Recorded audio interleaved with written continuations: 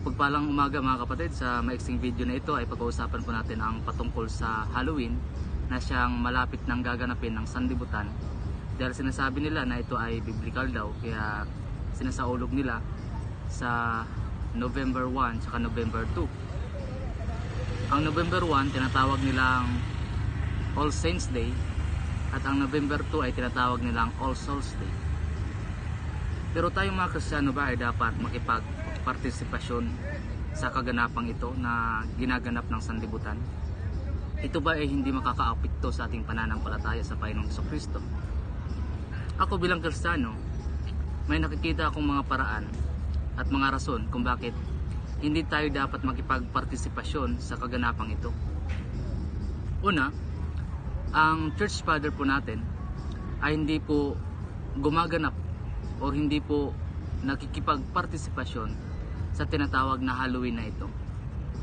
Pangalawa, hindi po ito itinuturo ng Biblia. At pangatlo, mayroon po itong pagan origin. Ibig sabihin, ito ay inadapt lang ng Roman Catholic Church nung na-conquer nila ang lugar ng Celtic na tinatawag na pagan region. Na doon nag-umpisa yung origin ng Halloween. Kaya yun po yung mga nakikita kong rason na hindi dapat tayo makipagpartisipasyon sa kaganapang ito na siyang ginaganap ng sanlibutan. Dahil bukod sa mga rason na yan, may mga paraan din at mga rason mula sa Biblia kung bakit hindi.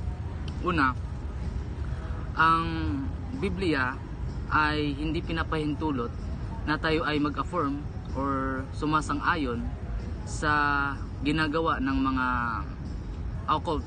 Mga occult, yung mga nagpa-practice ng barang, mangkukulam, or makungkulam, yun po yung mga occult. Yan ay pinupunan ng Biblia. At bakit ko sinama yan sa mga rason? Dahil kung mapapansin ninyo, bawat Halloween, ang mga tao ay nagsusuot ng mga nakakatakot na maskara na sumisumulo sa mga aswang, sa mga zombie at sa ano pa mga nakakatakot. At makikita natin hindi po si Kristo ang sentro ng kaganapang ito, kundi ang naluwalhati po sa kaganapang ito ay ang Diablo at hindi po ang Panginoon. At ang sabi ng Biblia na be not conformed to this world and be transformed by the renewing of your mind, that ye may prove what is that good and acceptable and perfect will of God. So hindi yan yung kalooban ng Panginoon. At hindi sa pamamagitan ng kaganapang iyan makakapagbigay tayo ng buhay na handog sa Panginoon. Ang makapagbigay tayo ng buhay na handog sa Panginoon ay yung maluwalhati natin siya sa ating ginagawa sa ating buhay. Bagamat hindi tayo perfecto, may mga pagkukulang tayo sa Kanya, pero ang ating mga lakad dapat ay sumasang-ayon sa kalooban ng Panginoon, kung saan doon tayo makapagbibigay ng kaluwalhatian sa Diyos na matatawag nating buhay ng handog sapagkat matutuwa ang Diyos sa gawaing yun. At marami pang mga rason kung bakit hindi dapat tayo makipagpartisipasyon sa mga bagay na yan. Pangalawa, ang sabi ng Biblia, huwag makipag-fellowship sa mga unfruitful works of darkness, but rather reprove them.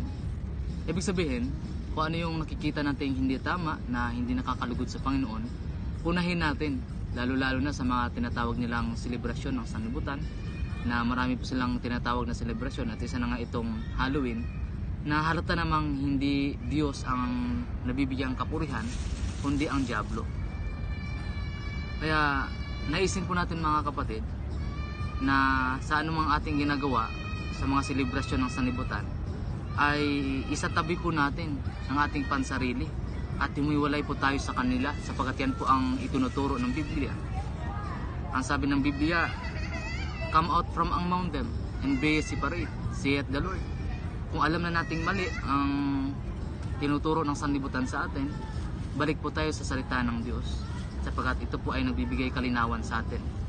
At last, gusto kong ipating sa inyo ang katiyakan ng kaligtasan. Maliban na ang Biblia ay nagtutuwid sa ating mga pagkakamali, ito rin ay nagbibigay ng katiyakan ng kaligtasan sa mga taong kagaya natin na hindi abot ang kaluwalhatian ng Diyos dahil tayo ay makasalanan. Pero bagamat tayo ay makasalanan, ang sabi ng Biblia, for all have sinned and come short of the glory of God. For the wages of sin is death, but the gift of God is eternal life through Jesus Christ, our Lord. So tayo ay nararapat mapahamak sa kapahamakan ng impyerno or sa lake of fire na tinatawag na second death.